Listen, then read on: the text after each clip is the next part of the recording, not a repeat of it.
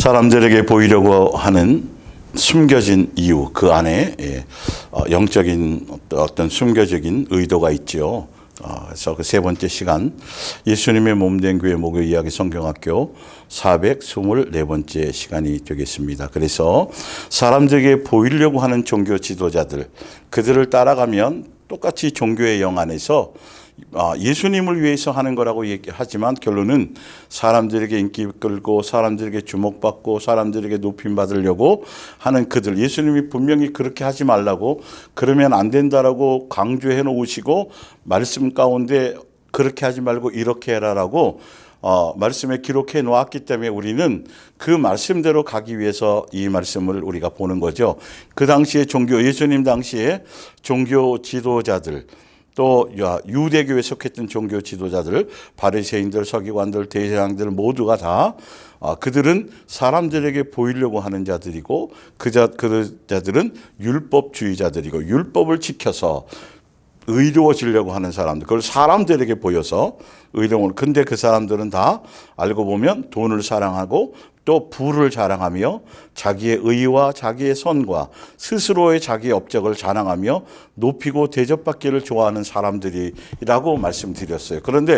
그런데 성경 가운데 예수님이 그들에 대해서 또 말씀하시는 것들이 있는데, 그들은 왜 그러냐 하면 바로 돈을 사랑해서 돈을 자기의 돈벌이 복음을, 말씀을 전할 때 경건을 자기의 이익의 방도로 삼고 다 그런 것에 초점이 맞추어져 있다라고 예수님이 여러 곳에 지난 시리즈에 오는 동안 그 부분들을 말씀을 드렸고요.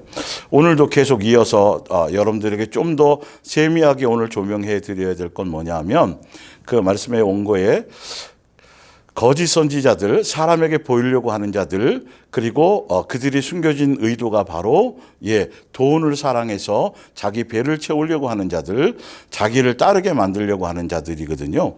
그래서 그들이 성경 헌금이 합법을 가장한 거짓된 교리로 성도들에게서 돈을 걷어들이기 위한 방편이나 수단으로 사용되면 절대 안 된다.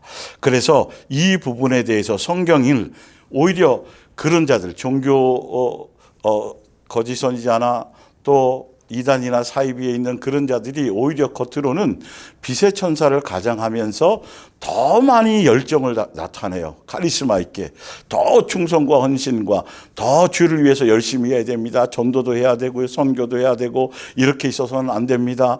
그러면서 다음 세대도 세워야 되고요. 굉장히 주를 위해서 열정적이며 주를 위해서 헌신적인 것 같고 주를 위해서 목숨을 다한 것처럼 그렇게 강단에서 열정을 뿜어내면서 그리고 더 성경하고 더 말씀하고 더 성령 해가면서 말로는 다 그렇게 강조하고 주를 위한 것이라고 다 계속 얘기하면서 끊임없이 행사나 프로그램과 정신없이 성도들을 동원하는 것과, 그리고 결과적으로는 계속 돈이 필요하다고 얘기해요. 계속 돈이 필요한 일들을 계속 강조하고 그거를 계속 성경을 통해서 계속 주입시켜 나가요. 그게 주를 위한 거라고 얘기하는 것이죠. 그러나 그 모든 것에, 그래서 끊임없이 성도들에게 예수님께 집중해서 예수님을 닮아가고 예수님을 배우고 예수님과 함께하는 생활보다는 이 일에 치중하게 만들고 이 일에 바빠지게 만들고 다 그게 예수님을 위한 거라고 얘기하고, 그러기 위해서는 반드시 뭐가 필요하냐면 여러분들이 물질로 헌신하셔야 되고 여러분이 시간으로 헌신하셔야 되고 그게 천국 가는 길이고 그게 하늘에서 상 받는 길이고 라고 그렇게 계속 얘기해요. 정작 본인은 전혀 거기에 관심도 없어요. 알고 보면요. 그래서 오늘 성경을 통해서 지난주에 이어서 좀 더 여러분들이 성경에 나와 있는, 자 볼게요. 그 바로 밑에 헌금이 되려면 교회에 나와서 헌금 봉투에 이름을 쓰고 그 안에 돈을 집어넣어서 예수님께 바친다 그래서 다 그게 헌금이 되는 게 아니라요. 성경에 정확한 근거가 있어요. 예수님은 이렇게 이런 것들을 이런 거에 너가 이렇게 합당하게 바쳐라라고 성경에 그렇게 정확하게 쓰여져 있어요. 예. 그래서 성경에 제시한 대로 행해야 되고 성경에 제시한 대로 예물을 바쳐야 그게 헌금이 되는 것이지, 교리로 멋대로 만들어서 수없는 헌금의 항목을 만들어 놓고 성도들에게 헌신을 강조하고 어떤 때는 강요하듯이 하고 빚내서라도 하게 만드는 이런 것들은 절대 교회에다 바쳐도 그건 헌금이 될 수 없다라는 것이죠. 그래서 구약에 있는 것들을 가지고 조금 다 지금은 폐하여진 것들이지만 이 가운데 예수님께 드리는 예물, 헌금에 대한 것이 어떤 것이 헌금이 되는지에 대해서 여러분이 성경을 근거로 좀 아셔야 되겠습니다. 자, 그래서 헌금이 되려면 예수님께서 하라고 정해 놓으신 것들이어야 하며 말씀에 근거하는 것이어야 된다라는 거예요. 그러나 성경의 근거도 없이 요즘에 수십 가지의 헌금의 내용들이 생겨났고요.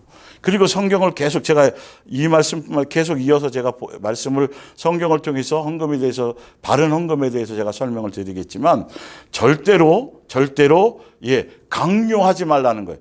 이건 너무도 중요한 포인트 중에 하나예요. 예수님의 입장에서 절대 강요해서 될 일이 아니에요. 억지로라는 것들에 마음이 없는 것들은 예수님의 그 의미가 없기 때문이에요. 그리고 예수님이 주신 건 내 위해서 하는 거예요. 빚내서 하라는 소리나 그런 것에 대한 것은 절대적으로 의미가 없어요. 예수님은 돈 자체가 필요한 것이 아니거든요.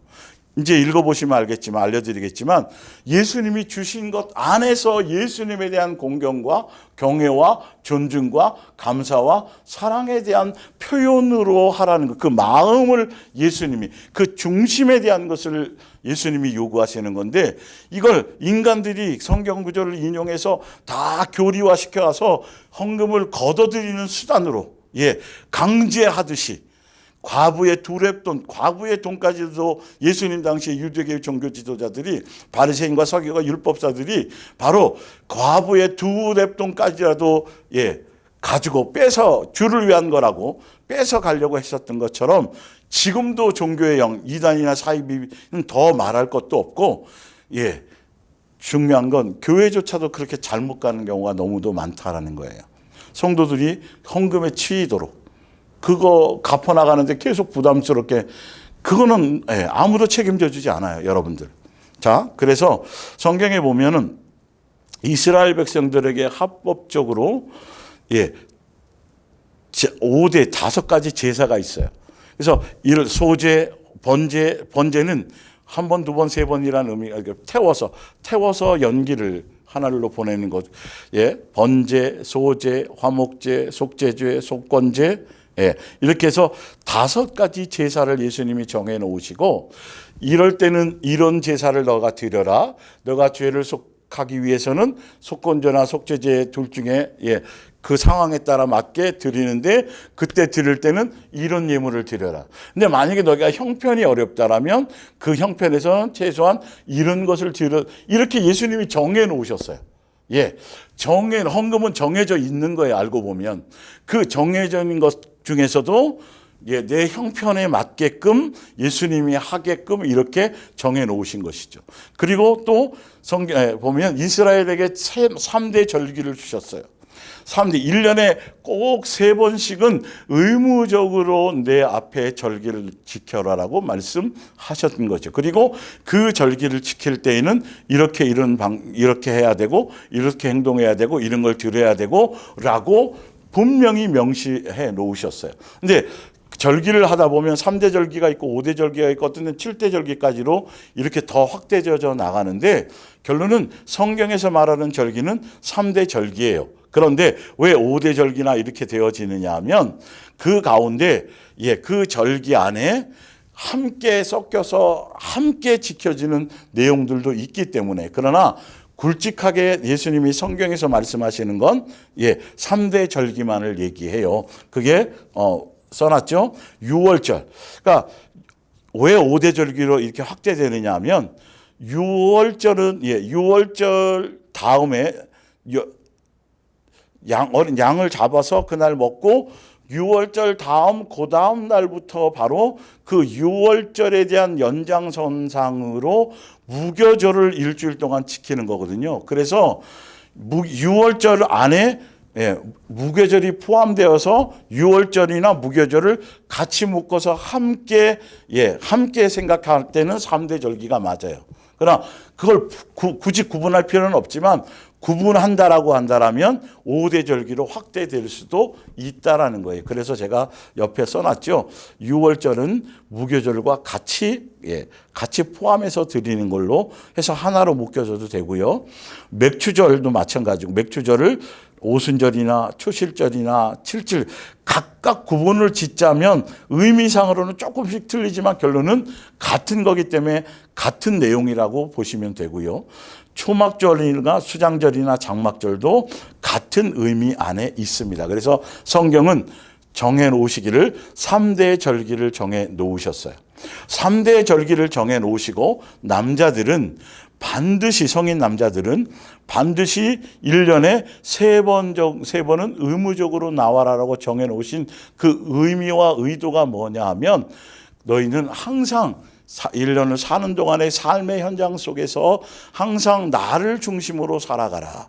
그리고 예수님이 그 3대 절기가 바로 출애굽 시켜줬을 때 대속의 은혜에 대한 유월절에 대한 그 내용, 그리고 출애굽 당시에 긴박하게 출애굽한 그 과정 가운데 예수님이 먹이시고 입히시고 또 가나안 땅에 입성할 때까지 예수님이 돌보시고 계속 그 은혜를 베풀어 주셨다라는 예수님에 대한 그 은혜, 대속의 은혜, 그 부분을 계속 생각나게 하셔서 그 은혜 안에서 새 영적인 싸움을 이겨나가게 하기 위한 목적으로 예수님 중심으로 잊어버리지 않고 살아가게, 더군다나 대속의 은혜를 잊지 않도록 출애굽시켜셨던 그 은혜에 대한 것, 예수님이 장자로서 죽으실 것에 대한, 대속해 주실 것에 대한 그것에 대한 은혜를 적어도 1년에 3번은 반드시 내 앞에 나와서 지키면서 다시 마음 믿음을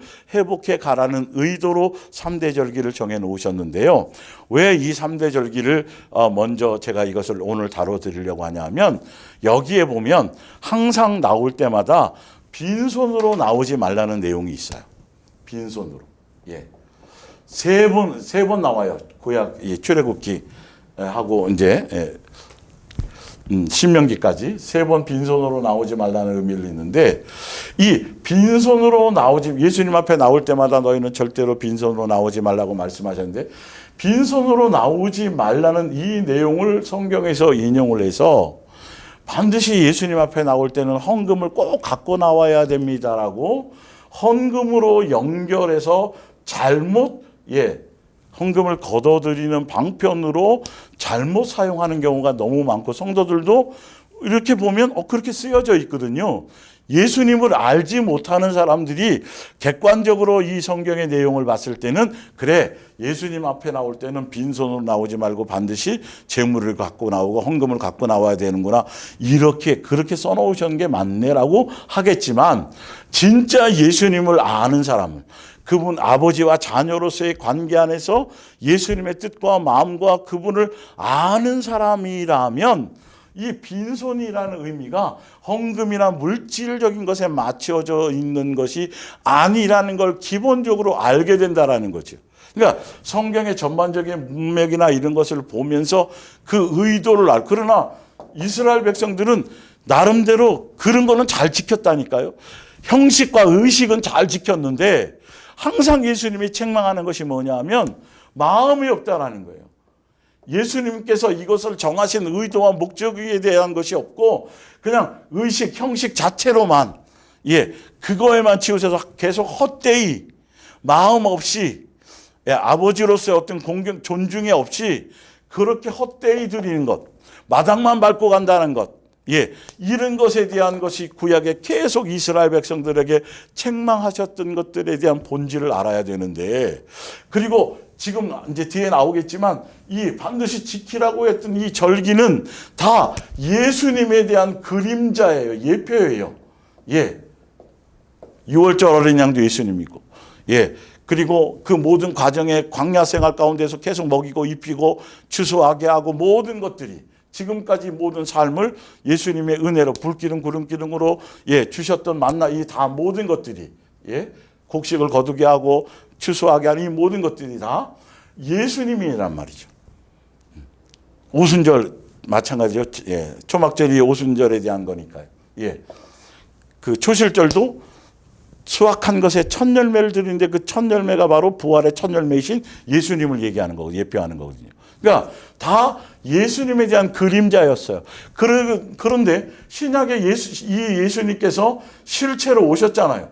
실제로 오셨기 때문에 이제는 뒤에 나오지만 이 반드시 지키라고 얘기했던 새 절기조차도 다 폐하여진 거예요. 이건 그림자였으니까요. 왜 폐하였다라고 성경에 나오거든요, 사실은요. 그러니까 이 빈손이라는 의미, 예수님 앞에 나올 때에 반드시 헌금을 가지고 나오라는 것의 개념에 대한 부분이 아니라는 걸 좀 제대로 알고 속지 말라는 뜻으로 설명을 해드리는 거예요. 그래서 제일 먼저 빈손으로 나오지 말라고 했을 때 첫 번째가 출애굽기 23장에 나와요. 볼게요. 14절에 3대 명절 너희는 해마다 세 차례 내 앞에 명절을 지켜라. 그러면서 누룩을 넣지 않은 떡을 먹는 무교절을 지켜라. 이 무교절은 유월절 안에도 포함되어 있어요. 유월절 날 마지막에 그 양을 제물을 바치고 그리고 그날 저녁에 그것을 같이 나눠 먹고 그 다음 날부터는 무교절을 지키는데 누룩 없는 빵, 무룩 없는 떡, 그것을 먹으면서 일주일 동안 집에서 그렇게 지키는 거예요. 그리고 3대 절기의 공통점은 첫째 날은 다 함께 회중이 모여서 함께 공동체로서의 공동체라는 것을 알기 위해서 함께 먼저 모여서 함께 예배 제사하고 그리고 각자 집에 돌아가서 집에서 각자 그렇게 살다가 가정 안에서 서로 먹고 교제하고 하면서 살다가 마지막 일곱째 되는 마지막 날 또 다시 모여요.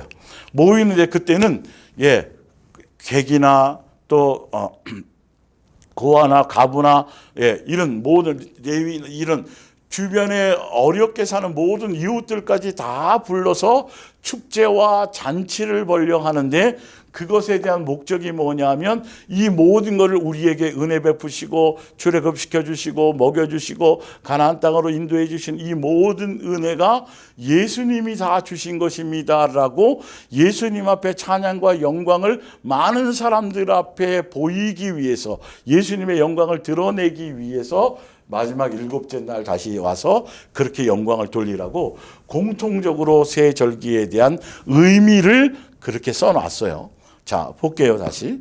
그래서 내가 너희에게 이미 명령한 대로 아비월 가운데 지정한 시기에, 그러니까 출애굽기에는 지정한 시기만 얘기했지만 신명기에 들어서는 지정한 시기와 지정한 장소를 정해 놓으세요. 예수님께서. 자, 그 의미는 이제 밑에 다루면서 또 얘기할게요. 자, 누룩을 넣지 않은 떡을 먹는 무교절을 지켜라. 내가 너희에게 이미 명령한 대로 아비벌 가운데 지정한 시기에 일회 동안 일주일 동안 누룩을 넣지 않은 떡을 먹어야 한다. 이건 집에 가서 먹는 거예요. 그 달에 너희가 애굽에서 나온 까닭이다. 왜 그래야 되는지를 이유를 써놓은 거죠. 반드시 애굽에서 나온 때를 기념하라는 거. 그 기념이라는 건 잊지 말라는 거예요. 대속의 은혜를. 너희가 내 앞에 나올 때에는 누구든지 빈손으로 나타나서는 안 된다라고 빈손의 의미를 지금 그러니까 빈손이라고 얘기하고 있어요. 제가 3대 절기를 설명하려는 게 아니라 예수님이 그 절기를 만들어 놓으시고 그렇게 반드시 의무화 시켜 놓으신 그 가운데서 빈손으로 오지 말라고 하신 어떤 것들에 대한 헌금에 대한 예수님이 하고자 하는 어떤 그것에 대한 정신을 의미를 설명드리려고 하는 거예요. 빈손에 대한 의미를. 보세요. 그리고 출애굽기 23장에는 3대 절기를 지키라고 해놓고 유월절에 대한 무교절만 얘기하고 말았어요. 무교절이 중심이라는 거죠. 사실 알고 보면. 왜? 대속의 은혜를 잊지 않아야 되니까. 그의 연장성산에서 초막절을 지키고 광야에서 텐트 치고 살았던 그 당시에 예수님이 지켜주고 해주셨던 것들에 대해서 하고 그런 것들을 계속 연장선상이니까요. 그리고 출애굽기 34장에 17절을 볼게요. 너희는 거푸집에 부어 그 어떠한 신의 형상도 만들지 말라. 그러면서 18절부터 뭘 얘기하냐면 너희는 내가 이미 명령한 대로 무교절을 지켜라. 아비벌 중 지정한 시기에 이래 동안 누룩을 넣지 않은 떡을 먹어라. 너희가 아비벌의 애굽에서 밖으로 나온 까닭이라. 그러면서 19절에 유월절에 대한 얘기를 이제 이어서 또 하는 거죠. 대속의 은혜에 대한 얘기죠. 모태를 처음 열고 나온 것은 모두 내 것이다. 곧 너희가 기르는 가축 가운데에서 처음 난 수컷은 소든 양이든 염소든 할 것 없이 모두 내 차지이다. 낙이 첫 새끼의 목숨값으로 양 새끼를 대신 내게 바쳐야 하며, 낙이는 부정한 짐승에 속하기 때문에 그것에 대해서 반드시 양으로 대속해야 된다라고, 예수님 외에는 대속자가 없다라는 의미를 갖고 있는 거죠. 그렇게 하고 싶지 않다면 그 낙이 새끼의 목을 꺾어 죽여야 한다. 또한 너희의 맏아들의 목숨값으로 다른 재물을 바쳐야 한다. 이때는 물질로 바쳤어요. 사람에 대해서는 나를 보려고 성소에 나올 때에는 아무도 빈손으로 올 수 없다. 좀 더 강하게 표현해 놓으셨죠. 예. 자, 그러면서 신명기는 광야 2세대에게 광야 1세대에 처음 예수님이 주셨던 것들을 다시 새신, 새롭게 명령을 다시, 새로운 세대니까요. 세대가 오래 거쳐갔으니까 희미해졌잖아요. 그래서 광야 2세대에게 다시 1세대에게 주셨던 명령을 다시 재조명해 줘야 되기 때문에 좀 더 처음부터 자세하게 3대 절기에 대해서 자세히 설명을 해 놓았어요. 그런데 출애굽기 광야 1세대에 대해서 이 3대 절기를 얘기할 때에는 장소가 지정이 되어 있지 않았어요. 그러나 신명기에서 광야 2세대에서 정착해 살면서 그들에게는 장소까지, 시간만이 아니라 장소까지 정해 놓으셨다라는 것이죠. 그러니까 예물이 되려면, 헌금이 되려면 예수님이 정한 법 안에서 정해준 기준으로 드려야지, 멋대로 돈 싸들고 와가지고 그거가 헌금이 되는 게 아니에요. 빚내서 갖고 온다는 게 헌금이 되는 것도 아니고 예수님의 그 정신을 알아야 되는 거예요. 예, 돈 자체가 의미가 아니에요. 지금 여기서 빈손이라는 의미가 돈 갖고 오지 않으면, 재물 갖고 오지 않으면 안 된다라는 걸, 그것에 대한 초점을 두려고 하신 말씀이 전혀 아니고, 이 절기를 지키게 한 의도가 뭔지란, 절대로 출애굽 당시 대속의 은혜를 잊지 마라. 너를 출애굽시켜 주신 그분의 왜 그랬는지에 대한 그 의도와 목적을 잊지 말라. 광야 생활 가운데 먹이고 입히고 만나와 메추라기를 먹이셨던, 그리고 지금도, 과거에도 그랬고 지금도 있고 앞으로도 은혜 가운데 너희를 지키고 보호하실 그분을 놓치거나 그분의 은혜를 잊지 말라고, 그것에 대한 초점인 거예요. 그런데 이걸 물질 자체에다 초점을 둬서 여러분 절대로 빈손 오면 되지 않습니다라고 이렇게 자꾸 잘못된 교리로 바꿔먹는 것들에 속지 말라고 자세하게 설명드리려고 제가 하는 것이에요. 이런 것들을 알아야 신약으로 이어질 수 있어요. 신약에 바른 헌금과는 있는 거거든요. 그래야 멋대로 함부로 목사들이 막 정해놓고 이걸 위해서 여러분 이걸 해야 되니까 헌금을 내셔야 됩니다. 작정해서 내시고, 어떤 때는 대출을 빚내서라도 드시고 하시면, 예수님이 믿음으로 하시면, 이따위 소리에 속지 말라는 거예요. 그 이단들이 하는 짓거리들이죠. 그들이 돈을 자꾸 쌓아놓잖아요. 재정으로 넘쳐나게 만들잖아요. 그래서 건물 짓기 바쁘잖아요. 성전이 아닌데도 성전이라고, 자꾸 성전이라고 지금도 자꾸 그렇게 써먹는다니까요.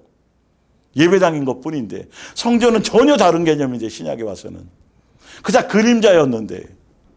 자세히 뒤에 설명할게요.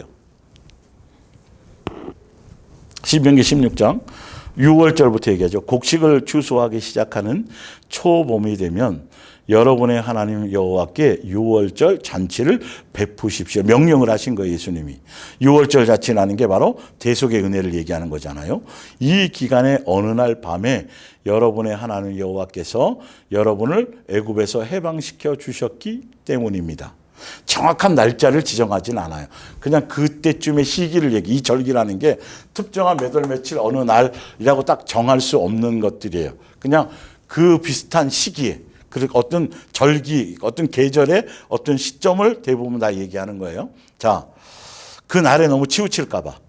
자, 그때에는 여러분의 하나님 여호와께서 친히 성소로 지정하실 곳으로 가서, 거기가 어디냐면 예루살렘 유일 중앙 성소라는 게 있어요.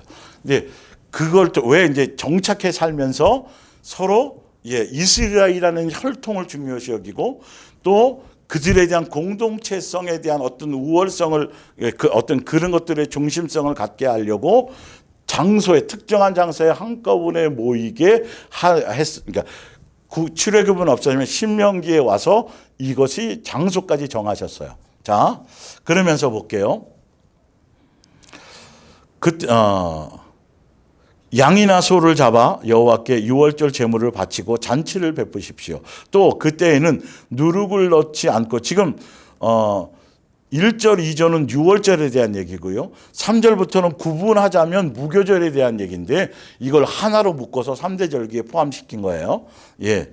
자, 누룩을 넣지 않고 구운 떡만을 먹으십시오. 왜 그래야 되는지를 이유까지 말씀하세요, 성경에. 여러분이 애굽 땅에서 황급히 탈출할 때에 누룩을 넣어서 부풀릴 사이도 없이 반죽하여 금방 구워서 먹었던 것처럼 다시 그런 떡을 7일 동안 구워서 먹으십시오. 집에 가서 가족끼리 먹는 거예요. 은혜를 나누면서. 예. 여러분은 이런 고난의 떡을 먹음으로써 왜 이 절기를 지켜야 되는 거, 절기를 만드신 의미가 뭔지를 설명하고 있는 거예요. 여러분이 애굽 땅에서 탈출하던 날을 평생토록 기억하십시오. 이런 목적으로 해요. 이런 목적으로. 그러니까 무교절 같은 경우는 집에 가서 떡을 나누고 하는 거기 때문에 뭘 바치고 말고 뭐 그런 의미도 없는 거예요. 사실 알고 보면. 자, 볼게요. 묵은 누룩은 모조리 폐기하고 새 누룩이 나오기까지 7일 동안 전국에서 어느 누구도 집 안에 누룩을 보관해 두어서는 안 됩니다. 또 여러분이 6월절 첫날 저녁에 잡은 제물의 고기도 다음날 아침까지 남겨두어서는 안 됩니다.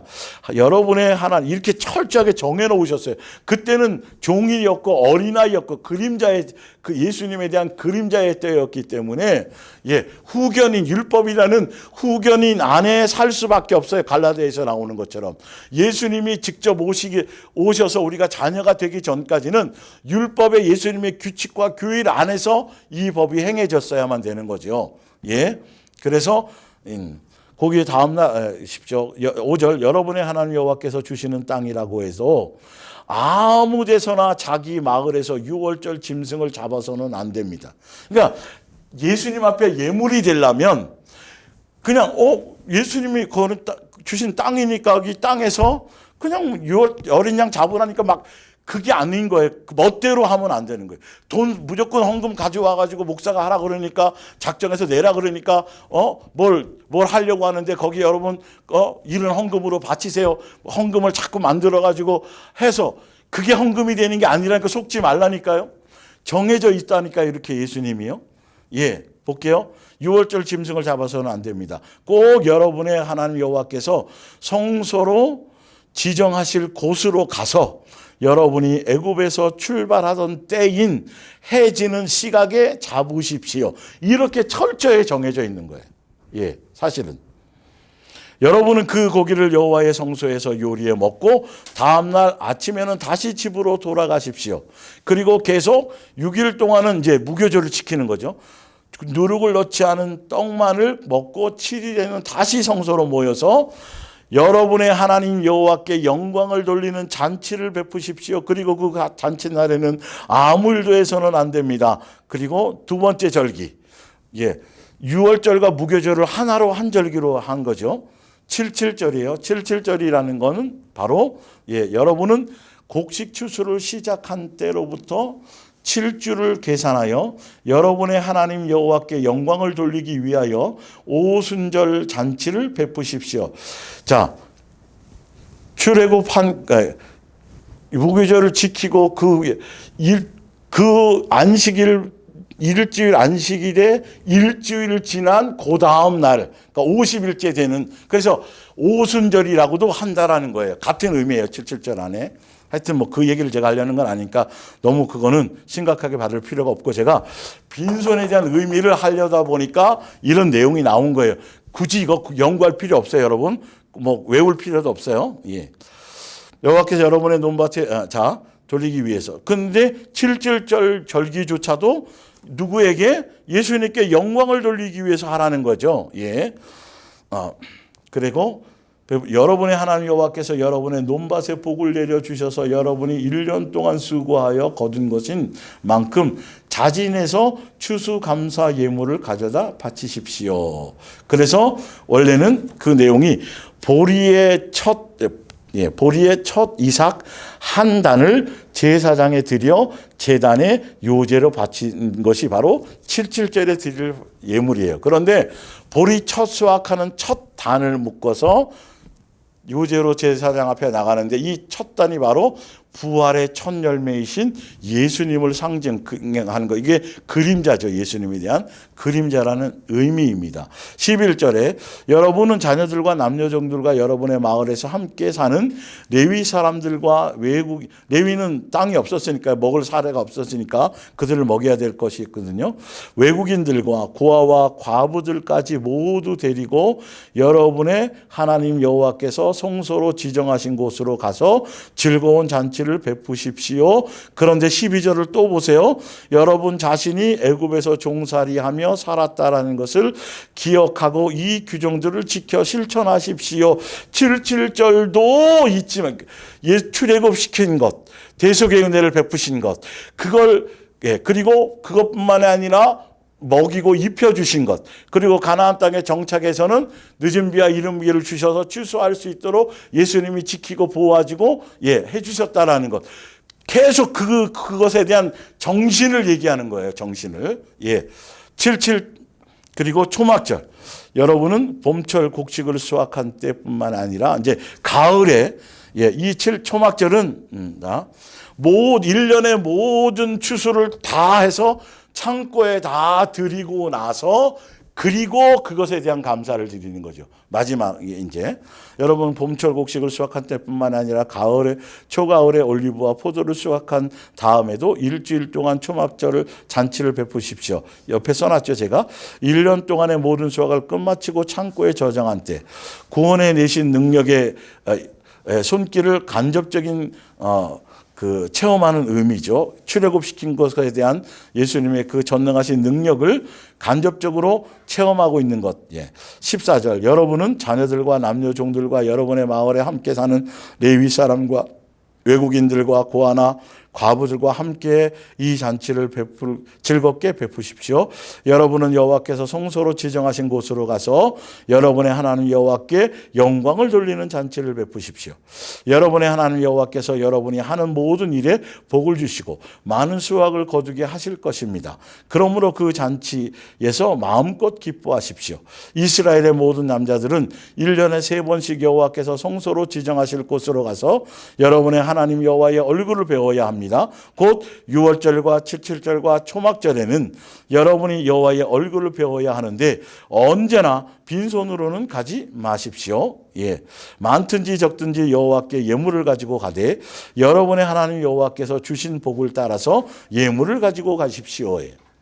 그런데 예물 자체에 초점이 있는 게 아니에요.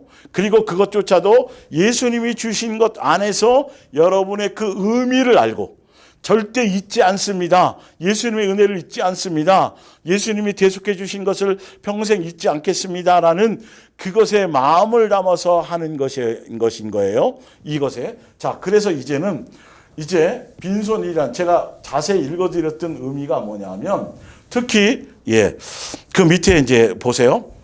빈손이로의 원래 빈손이라는 단어를 썼을 때 히브리어의 원 단어에 쓴 것의 의미, 빈손이란 의미, 그 단어를 쓴 의미가 뭐냐면, 이건 일반 주석에도 다 나오는 것들이에요.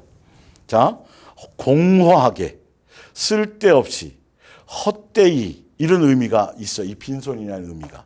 자, 그런데 그 중에서 헛되이가 더 타당하며 눈에 보이는 물질적이나 물건의 개념이 아닌 보이지 않는 마음에 더 중점이 있는 말이다. 예. 빈손이란 말의 원어의 원뜻은 다른 우리의 관점에서 그냥 성경적인 단어, 그러니까 성경책으로 번역한 한글로 번역한 그 내용의 표면적으로는 빈손은 아무것도 물질적인 개념, 맨손으로 오지 말라는 의미이지만 원래 쓴 의도는 뭐냐하면 눈에 보이지 않는 마음적인 것, 영적인 것에 물질적인 눈에 보이는 물질적 가치에 대한 내용의 단어가 전혀 아니라는 거예요. 자, 그리고 볼게요. 마음에 더 중점이 있는 말이다. 보이다. 그래서 예수님 앞에 빈손으로 보이러 오지 말라 하는 그 보이다의 원어는 라하라인데, 방문하라는 뜻을 포함하고 있다. 그래서 그 전체를 이제 원어로 제대로 원뜻으로 써보자면 헛되이 쓸데없이 내 앞에 오지 말라는 뜻이다. 왜 예수님께서 세 가지 절기를 만들어서 반드시 지켜야 한다고 또 1년에 3번은 꼭 나와서 예수님의 얼굴을 뵈러 나와야 한다라고 하셨는지 세 절기에 담긴 영적인 의미를 생각하고 그 근본적인 뜻인 대속의 은혜를 절대로 가벼이 헛되이 여겨서 잊지 말라는 것에 초점이 있는 것이지 손에 헌금을 빠지지 말라는 것에 초점이 아니다. 헌금으로 연결하지 말아야 된다. 다시 말하자면 예수님을 삶의 중심으로 살아라는 뜻이며 오늘날 진정 하나님께서 성도들로부터 받으실 수 있는 가장 귀한 예물은 악에 물들지 않은 온전한 믿음과 선한 행실이라고 할 수 있을 것이다. 곧 절기의 형식에만 치우쳐 그 근본 정신을 잊지 않도록 깨우치고 있는 것이 의미라는 거예요. 그런데 그들이 뭘 가지고는 잘 왔다니까요, 여러분. 그런데 예수님은 문을 가지고만 왔지 마음은 전혀 없이 외식이요, 형식이요, 자기의 만족으로 했기 때문에 계속 그 당시에도 구약에 제가 여러 번 설명드렸잖아요. 나와서 예배는 드리는데 헛된 예배를 제사를 드리고, 예수님 마음과 중심을 보는데 그건 하나도 없고, 그러면서 자기네는 구원받는다고 얘기하고 있고 행실은 하나도 바뀌지 않고 이런 것들이잖아요. 바로 그런 거예요. 다시 위로 좀 올라가서 출애굽기 34장 위에 20절을 볼게요. 낙이 첫 새끼의 목숨값으로 양새끼를 대신 내게 바쳐야 하며 그렇게 하고 싶지 않다면 그 낙이 새끼의 목을 꺾어 죽여야 한다. 또한 너희 맏아들의 목숨값으로 다른 제물을 바쳐야 한다. 나를 보려고 성소에 나올 때에는 아무도 빈손으로 올 수 없다라의 여기에 빈손은 맏아들이 지금 계속 얘기하잖아요. 첫 새끼, 첫 양, 첫 아들 다 예수님이 너희를 내 맏아들로서 너희를 대신해서 피 흘려 죽을 것이라는 그 대속의 은혜에 대한 가치를 절대적으로 알고 그 마음의 중심을 깊이 헤아려 그 절기를 지켜야 된다라는 내용의 표현이 나올 때는 아무도 빈손으로 오지 말라는 내용의 핵심이라는 거예요. 뭘 들고 나오면 된다라는 의미가 아닌 거예요. 지금도 마찬가지예요. 예수님 앞에 뭔가 주일 헌금을 드리든 11조를 드리든 그거 외에 다른 거는 없으니까 특별히 감사하는 기본이고요. 그 세 가지 외에 정해놓은 헌금이 없어요. 나머지는. 그 안에 구제도 하고 뭘 하는 거니까요. 알고 보면. 하여튼 그런데 그거에 대해 물질만 있는 것이 아닌 거예요. 물질만 있는 것이 아닌 거예요. 마음이 없는 건 받지 않는다라는 본질적인 의미와 그것을 알아야 돼요. 그러니까 예수님과 나와의 바른 관계가 되어 있지 않은 상태에서 헌금이라는 건 큰 의미가 사실 없는 거죠. 예수님은 돈이라는 걸, 물질이라는 걸 요구하시려고 하시는 것이 아니니까요. 그게 없어서 그런 것이 아닌 거니까요. 자, 그래서 고린도전서 11장에 그와 똑같은 맥락의 내용이 있어요. 뭐냐면 볼게요. 그러므로 여러분은 이 성찬 예식이에요. 성찬 예식도 그 예식에 있는 것이 아니고, 자, 보세요. 그러므로 여러분은 이 떡을 먹고 이 잔을 마실 때마다 성찬을 할 때, 포도주로 예표로 마시고 또 떡으로 예수님의 사리로 예표로 예식으로 하는데 그 예식 먹고 마시는 그 예식 포도주를 뭐 어떤 걸로 마셨네 떡을 어떤 걸로 마셨네 이게 먹었네가 중요한 것이 아니라 그 핵심이 있다라는 거예요. 주님이 우리를 위해서 죽으신 그 의미를 되풀이해서 선포해야 합니다. 주님이 다시 오실 때까지 이 예식을 계속해야 되는데 27절을 보세요. 만일 누구든지 합당하지 않은 태도로 떡을 먹고 주님의 잔을 마시는 사람이 있다면 합당하지 않은 태도가 뭐냐면 그는 주님의 몸과 피를 모욕하는 죄를 범하는 것이 됩니다. 28절 그 떡을 먹고 그 잔을 마시기 전에는 누구나 자신을 주의 깊게 돌아봐야 합니다. 만일 누가 그리스도의 몸을 생각하지 않고 또 주님의 만찬이 무엇을 뜻하는지 모르는 채 제 멋대로 먹고 마신다면 그는 그리스도의 죽음을 가볍게 여긴 탓으로 하나님의 심판을 받을 것입니다. 라는 거예요. 그러니까 성찬 예식을 하도 포도주를 채 1급수로 하든지 몇십 년 된 아주 좋은 걸로 그런 것이 중요한 것이 아니고 그것보다도 더 중요한 건 예수님이 나에게 왜 죽으셨는지 왜 대속의 은혜 지금 나오잖아요. 십자가의 도 천국 복음의 뜻 그것을 알고 내가 다시는 죄를 범치 말아야지.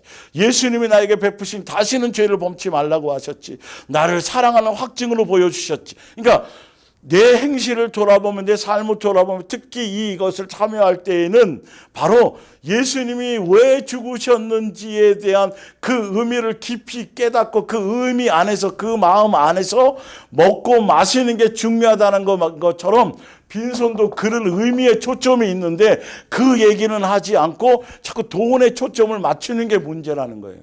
그 성찬이라는 예식을 1년에 매달 하면 뭔 의미가 있고 매일매일 성찬을 하는 게 무슨 의미가 있어요.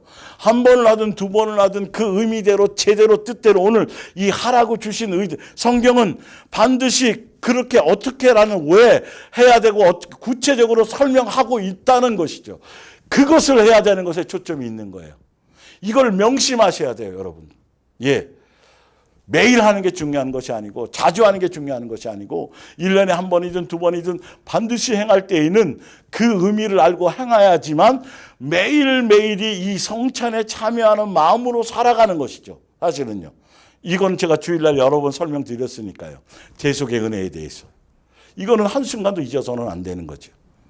내 생각과 내 행동의 모든 삶에 단 0.1, 한순간도 이 대속의 은혜에 대해 값어치와 가치에 대해서 그래서 하늘나라 상속자 십자가의 도 다 연결되는 거죠. 천국 복음에 대한 것, 하늘에 대한 소망에 대한 것, 예수님의 나를 향한 그 대속의 은혜, 그 십자가의 도를 내가 한순간도 그 은혜를 망각하지 않는 것에 초점이 있다라는 걸 명심하셔야 되는 것이죠.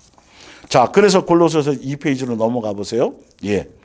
이제 앞으로 이제 다음 주에 이제 좀 이제 신약에 대해야 되는 어떤 주일 헌금과 뭐 기타 바른 헌금에 대해서 설명 드릴 때도 이 내용은 나와요. 왜 그러냐면 자, 골로새서 2장 볼게요. 15절. 이렇게 해서 하나님께서는 여러분을 고발하는 사단의 율법 아래 있었던 것들을 다 패했다는 거예요. 세력을 꺾어버리셨습니다. 그리고 십자가 위에서 여러분의 모든 죄를 없애신 그리스도의 승리를 온 세상 사람들에게 보여주셨습니다. 그러므로 여러분은 먹고 마시는 일이나 부정한 음식 마시지 말라, 하지 말라, 구약에는 굉장히 제약이 많았죠. 다 그림자였거든요. 예수님에 대한 거. 피채 먹지 말라. 피는 예수님의 흘린 피에 대한 것이기 때문에 생명을 뜻하는 거기 때문에 명절을 지키는 문제나 명절이라는 건 아까 말한 절기들을 얘기해요. 3가지 절기. 또 초하루는 월삭 매달 첫째 날을 또 해야 되는 월삭도 있었어요. 또 안식일을 지키는 문제로 남의 비난을 받는 일이 없도록 하십시오. 그러면서 왜 그러냐는 이유를 설명하세요. 17절. 이러한 것은 앞으로 올 일에 대한 상징에 불과해, 그림자에 불과해. 이것들은 다만 그 본체이신 그리스도의 그림자에 불과합니다. 그런데 이 절기와 안식일과 먹는 것과 율법적인 십계명 외에 폐하여진 그것 외에 또 그림자들이 있어요. 성전도 예수님의 그림자예요. 성전 선막 다. 그래서 신약에는 성전이 건물 개념이 전혀 아닌 거잖아요. 그리고 제사. 제사도 예수님이 구약에는 5개 제사가 있었지만 화목제물로 예수님이 제물이 되심으로 이 모든 제사를 예수님으로 다 완성했기 때문에 5대 제사가 필요 없어요. 각각의 헌금이 필요 없다고요. 제물에 대한 것이. 주일 감사하면 되는 거예요. 한 가지로. 그리고 안식일도 그림자라고 말하잖아요. 안식일의 주인이 예수님이에요. 근데 예수님이 오셔서 모든 걸 이루시고 죽고 부활하신 게 바로 주의 날. 예수님이 주인이니까 주일날이 되는 거죠. 그래서 요한계시록의 1장에도 주의 날에 나오는 주일을 얘기하는 거죠. 그래서 안식일 날 토요일 날 예배 드려도 그건 지금은 문제가 없어요. 모든 날이 다 주의 날이니까요, 알고 보면. 그런데 문제는 안식일 날 지켜야만 이스라엘 백성들처럼 지금 안식일 날만 지켜야만 구원받는다. 이거는 문제가 있다라는 거죠.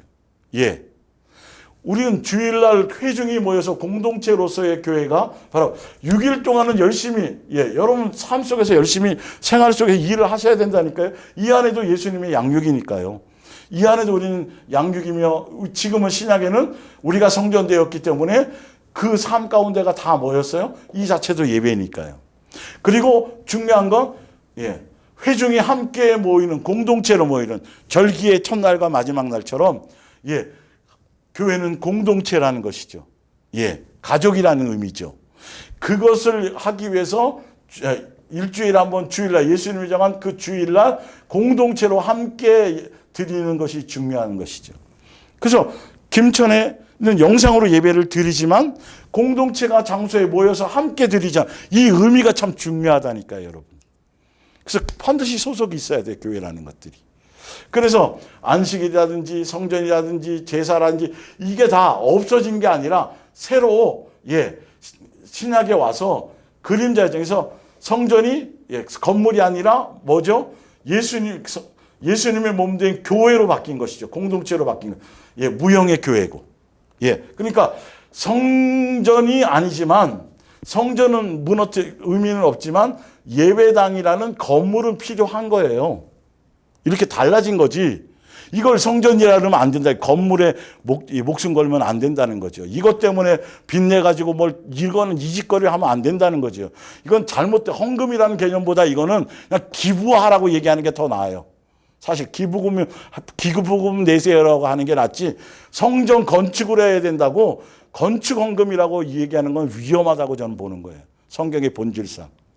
그리고 이런 것들이 다 그림자이고 이건 다 폐하여진 거고 그러니까 그림자인 거 절기도 이스라엘에 주셨던 예수님이 반드시 지키라고 주신 절기조차도 예수님에 대한 그림자였고 실체인 예수님이 오신 다음부터는 이것이 의미가 없으니까 다 폐하여진 건데 지금 신약에 와서도 실제로 예수님이 부활하셨고 실제로 예수님이 탄생하셨고 그리고 삶 가운데 우리 추수하는 이런 것들 이런 것들 다 예수님이 실제로 우리 안에 오셔서 우리를 부활하신 예수님과 함께 동행하고 다 실체이신 예수님이 오셨는데 왜 굳이 다시 절기를 만드냐는 거예요. 명절을.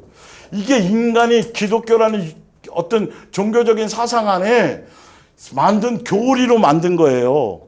아니 그래서 예수님을 그걸 기념하게 한다고 쳐요. 굳이 여기에 또 특별 헌금을 굳이 거둬야 될 이유가 뭐냐는 거예요. 다 헌금을 걷기 위한 방편으로 만든 절기라니까요, 여러분. 원래 절기의 의미고 폐하신 것에 대한 의미도 정확하게 왜 그런지 써놨는데 왜 다시 이걸 만드냐고요. 부활한 정확한 날도 모르고 출생하신 날도 모르고 추수감사절 이거는 미국의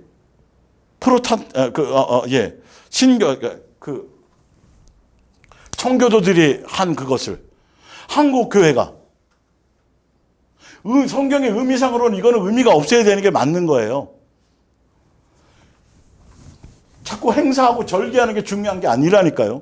실제로 지금은 나와 함께 삶 속에서 먹고 마시고 나와 동행하시고 항상 직장이든 가정이든 내가 자든 이런 항상 나와 함께 부활하신 그 능력 안에서 우리를 성전 삼으시고, 개개인이 성전이잖아요. 이 개개인이 성전 삼으시고, 이 성전된 사람들이 모여서 예수님의 몸된 교회 지체로 연결되어 있는 무형의 교회가 바로 이게 진짜 신약의 교회이고, 이 교회들이 연합돼서 점점 커서 크게 지어져 가는 게 하늘 성전의 모형인 거잖아요. 교회들이. 그러나 드리는 예배당이라는 건물은 있는 거예요. 제사장은 없어졌지만, 제도는 만인 제사장이지만 그 역할을 하는 목사는 있는 거예요. 역할은. 이건 뒤에 제가 설명을 드릴 거예요. 폐하여진 것에 대한 의미를 아셔야 돼요. 근데 굳이 성경대로 안 하죠. 그래서 폐한 거라고 써 있는데도 여전히 어느 교회나 다 그 짓을 하고 뭐 별짓들을 다 해요. 하나님의 교회는 6월절 절기를 지켜요. 그들은 또 여전히 자기네 멋대로 성경에 나온 대로 나와 있는데도 무시할 거 무시하고 자기네 필요한 것만 붙들고 그렇게 교리로 만들어서 거기에 속아요. 그거 지켜야 구원받는다고 얘기하는 거죠. 성경이 지금 이렇게 자세하게 나와 있는데도. 갈라디아서 4장 볼게요. 그러나 정해진 때가 되자 하나님께서는 여자의 몸을 빌어 그 아들을 유대인으로 태어나게 하셨습니다. 율법의 노예가 되어 있던 우리를 사서 자유의 몸이 되게 하시고 하나님의 자녀로 삼아주시려고 그렇게 한 것입니다. 우리는 이제 노예가 아닙니다. 하나님의 자녀입니다. 그러므로 율법 아래 있을 때 구약의 이스라엘처럼 이제는 우리는 처음부터 자유인으로 만났으니까 이스라엘하고 관계는 없으니까요. 그러므로 하나님께서 가지신 모든 것은 우리들 자녀의 것입니다. 여러분 이방인들이 하나님을 알지 못했을 때는 실제로 존재하지도 않는 신들의 노예나 다름없었습니다. 그러나 이제 여러분은 하나님을 알고 있고 또 하나님께서도 여러분을 알고 계십니다. 그런데 왜 또 다시 율법을 지켜야만 하늘나라에 들어간다고 하는 그 빈약하고 천한 종교의 노예가 되려고 합니까? 여러분이 특정한 날과 달과 계절과 해에 대한 규정을 만들어 놓고 그것을 지키고 있다니 나는 여러분이 걱정스러워 마음을 놓을 수가 없습니다. 내가 여러분을 위해 온 힘을 쏟은 것이 허사로 돌아갈까 봐 애가 탑니다. 복음 하면서도 다시 절기와 규칙과 어떤 날을 만들어 놔요. 그게 기독교적인 종교의 사상 안에 있는 칼빈, 루터, 웨슬라라는 그 신학자들의 그들의 사상, 종교적인 사상으로 교파가 나누고 교단이 나눠진 상태에서 그들은 또 공통적으로 이런 것들을 하네요. 성경과는 안 맞는 거죠, 사실은요. 알고 보면. 그래서 정말 중심을 다해서 예수님을 기리기 위해 예수님을 위한 것으로 제대로 한다고 하면야 어쩔 수 없는 거예요. 그런데 굳이 그렇게 할 필요가 없는 게 지금 예수님과 우리가 날마다 살아가고 있잖아요. 그때는 그림자였으니까 그렇게 해서라도 잊지 않고 희미한 예수님을 붙잡게 하려니까 그렇게 규칙과 규범과 이 간섭 안에서 후견인 안에서 그런 율법과 규칙이 필요했지만 지금은 그렇게 예수님의 복음이라는 예수님이 주신 그 자유 안에서 예수님과 날마다 절기를 지키는 것과 같은 거예요. 날마다 성찬인과 같은 거예요. 이걸 다시 또 율법으로 기독교라는 종교의 사상 안에서 그거 행사하기에 바빠요. 그 절기 행사로. 그러면서 예수님은 전혀 생각지도 않고 행사에서 뭘 잘해야 되는데 행사에서 뭘 좀 빛내야 되는데 그리고 나서 그거 뭐 헌금 갖고 어려운 사람 돕고 뭐 하고 뭐 했다고 광고 내고 본질을 모르면 그렇게 되는 것이죠. 마태복음 5장 17절에 내가 율법이나 선지자를 폐하러 온 줄로 생각하지 말라. 폐하러 온 것이 아니요 완전하게 하려 함이라. 진실로 너에게 이르노니 천지가 없어지기 전에는 율법의 1.1획도 결코 없어지지 아니하고 다 이루리라. 여기에 율법은 바로 사랑하라는 10계명의 율법의 그 정신은 강화된 것이고 나머지 이런 것들은 폐하여진 율법, 아까 골로새서 2장에 나오는 그런 것들은 폐하여졌다라는 것이에요. 자, 갈라디아서 6장을 볼게요. 이 부분은 이제 아까 지금 그것에 대한 연장선이긴 한데 그렇게 성경을 인용하는데 더군다나 그 구약의 이스라엘에게만 준 거잖아요, 절기도. 그리고 제가 그 절기를 다 자세히 읽고 했던 것은 이 빈손이라는 의미의 영적 의미, 예수님의 의미를 제가 영적으로 설명을 드렸잖아요. 그런데 이 빈손이라는 의미를 갖고 자꾸 교회에서 뭐 하는 데 쓴다? 헌금 가지고 나오라고 이거를 뭐 한다? 잘못 써먹는다는 거예요. 그리고 또 잘못 써먹는 것 중에 하나가 뭐냐면 보화를 하늘에 쌓아두라는 거지. 보화를. 교회 헌금하는 것이 하늘을 보화에 쌓는 일부는 맞아요. 그러나 아까 얘기한 것처럼 예수님이 정해놓으신 법과 의도와 그 목적에 맞게 예수님의 뜻에 맞게 행한 것만 쌓여지는 거예요. 그 의미는 쌓여진다. 거기 가서 뭐 물질적인 뭔가 보상을 받고 그렇게 하면 땅에서 뭐 물질적인 뭔가의 대가의 보수를 그것이 대받는다라는 의미가 아니라 예수님의 마음의 뜻에 맞게 제대로 상달되는 것이라는 예수님을 기쁘시게 하는 거지 하는 것이라는 것의 의미의 영적인 의미인 것이지 하늘에 쌓아둔다는 이걸 헌금을 찾고 그런 의미로 해서 자꾸 걷어들이는 수단 방법과 도구로 이런 말씀을 쓰기도 하고요. 예, 또 한 가지가 있어요. 심는 대로 거둔다라는 거예요. 그건 맞죠. 뭘 심었냐에 따라 거두는 게 맞아요. 그런데 이 구절이 이 심는 대로 거둔다라는 구절이 사용될 때에는요.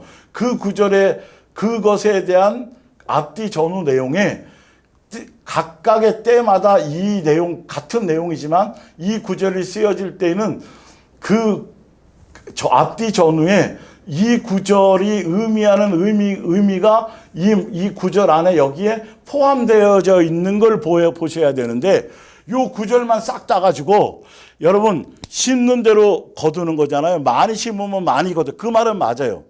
근데 그거에 헌금을 많이 하면 여러분들에게는 많이 보상받습니다. 이런 물질 개념의 뜻이 전혀 아니에요. 이게 이제 뒤에 나오거든요. 이제 신약의 헌금에 대해서 나올 때 그때도 나오고 또 갈라디아서 이렇게 나와요. 잘못 생각하지 마십시오. 하나님은 무시당하는 분이 아니십니다. 사람은 무엇을 심든지 자기가 심은 대로 거둔다는 것을 명심하십시오. 이 말은 맞지요. 이거는 기본이에요. 안 심었는데 나오진 않고 좋은 거 심었는데 나쁜 거 나오지 않잖아요. 이 말은 맞아요. 맞는데 이 말을 하게 된 의도가 뭔지를 보세요.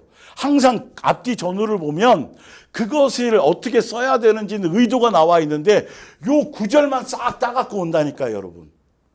이 구절만. 여기에 속는다고요, 많은 사람들이. 성경에 있으니까. 그리고 거기다 뭐까지 플러스 하는 줄 아세요? 30배, 60배, 100배를 거기다 첨부를 해보내요.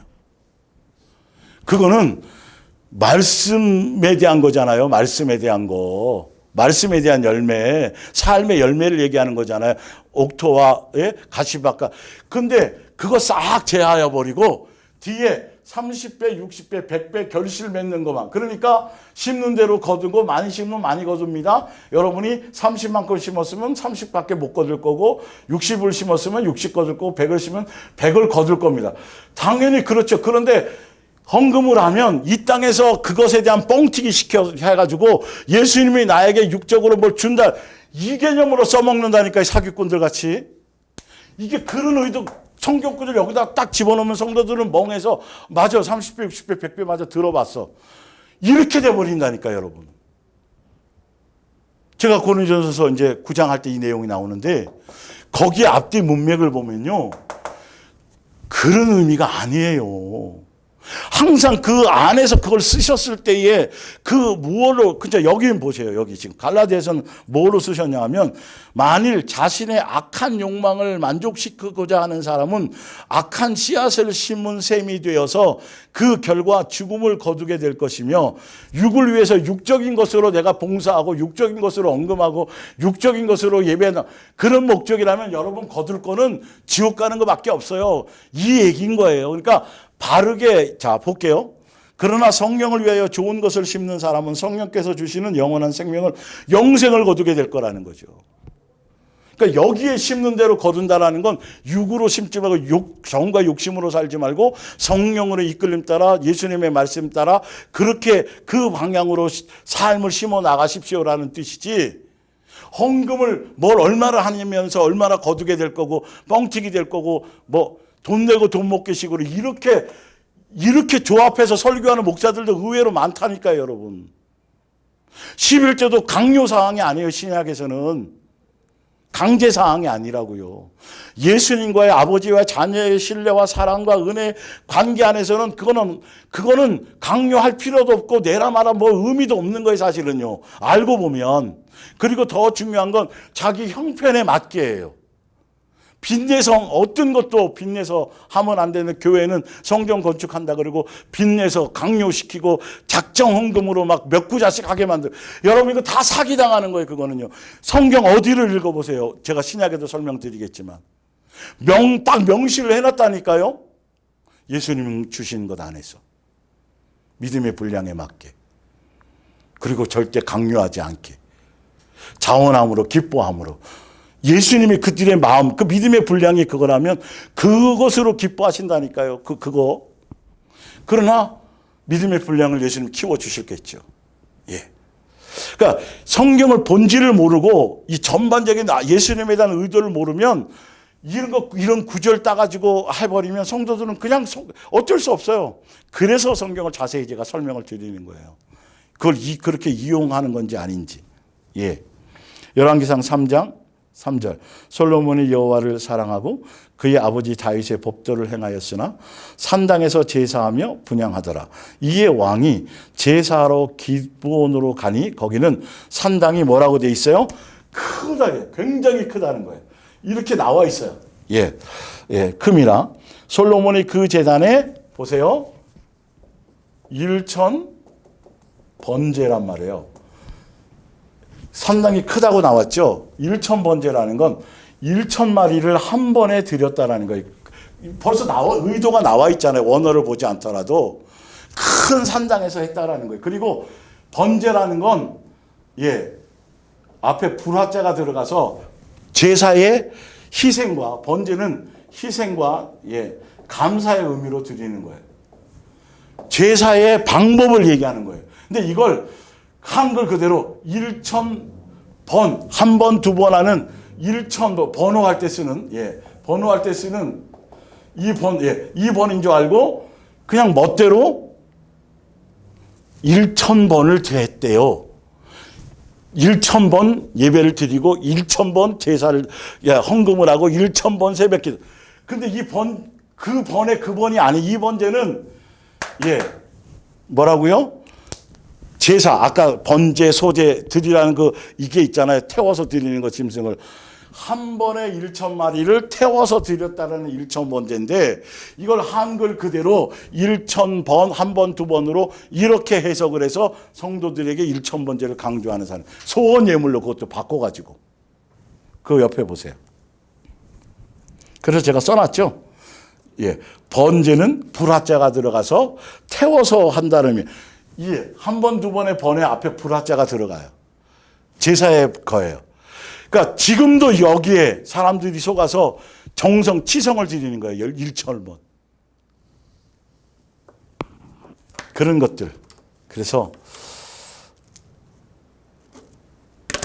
구약에 나와 있는 예수님이 정해놓으시고 헌금에 대한 것도 절기를 지키라고 그러고, 그 절기를 지키라고 그럴 때도 돈과 재물에 초점이 있는 것이 아니고 그들의 형편에 맞게, 더군다나 예수님이 주신 것 안에서 예수님이 할 때 그것을 하라고 하는 것, 절대 잊지 말아야 될 것, 항상 기억해야 될 것. 그래서 아까 출애굽기 두 번째 것에서는 너희들이 그 지역에 우상 숭배하지 말고, 그들의 신들과 서로 교합하지 말고, 이방인들과 결혼하지 말고, 주물로 만드는 것에 형체를 만들어 그렇게 하지 말고 너희는 뭘 지켜라? 3대 절기를 지켜라. 그러니까 영적인 싸움을 이겨나가고 세상 속에서 세속화되어지지 않게 하기 위해서 너희는 대속의 은혜를 잊지 않고, 출애굽 당시에 대속의 은혜를 잊지 않고 예수님이 출애굽시켜 주신 그 모든 과정에 전능하게 행하셨던 그 모든 그 대속의 은혜를 잊지 말고 그것에 초점이 있고 삶의 중심을 항상 예수님을 두고 그 은혜 가운데서 살아가야지만 우상에게 마음을 빼앗기지 않고 세속화되어지지 않고 할 수 있다라고 예수님이 그래서 그 정신을 강조하신 거예요. 기억하라, 기억하라. 예. 돈에 초점이 있는 것이 아니에요. 예수님은 그것에 대한 의미가 아니에요. 그들은 그거는 잘하는데 마음이 전혀 없었다라는 거죠. 지금도 이 부분을 헌금이라는 의미에 대한 것.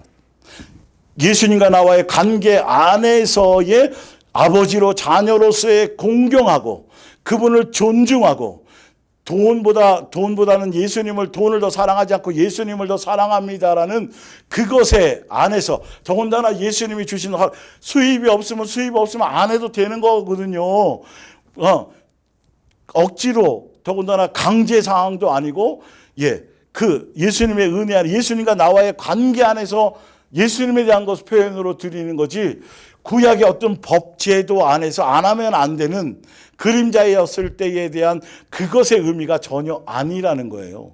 그래서 다음 주에는 초대교회에 있었던 이제 그 헌금에 대한 예수님이 그 초대교회 신약에 대한 헌금의 정신, 바른 헌금, 이런 물질 왜 그러냐면 사람들에게 보이려고 하는 종교 지도자들, 거짓 선지자들은 그렇게 포장을 해서 주를 위한 것처럼 하면서 성도들에게 시간의 헌신과 물질, 이 사이비와 이단이 하는 것처럼 물질을 착취해 간다라는 거죠. 성경에 나왔잖아요. 고린도후서 12장에. 여러분들이 거기에 속고 이용당하면 안 되는 거예요. 예. 그래서 성경에 나와 있는 예수님이 원하시는 본질적인 뜻을 제대로 제가 자세히 성경을 근거로 해드리는데, 그런데 속지 말라는 것에 반하여 또 무엇이 있냐면 여러분들도 바르게 반드시 해라는 거예요. 바르게. 여기에 초점이 있지 않으면 안 된다라는 거예요. 예. 이 부분을 다음 주에 좀 자세하게 선명하게 여러분들에게 전달해 드리고 다음 주에 그게 맞춰진다라면 이제 만물의 주인이신 예수님과 믿음의 본질과 실체에 대해서 이제 또 이어서 계속 시리즈로 나가겠습니다. 기도하겠습니다.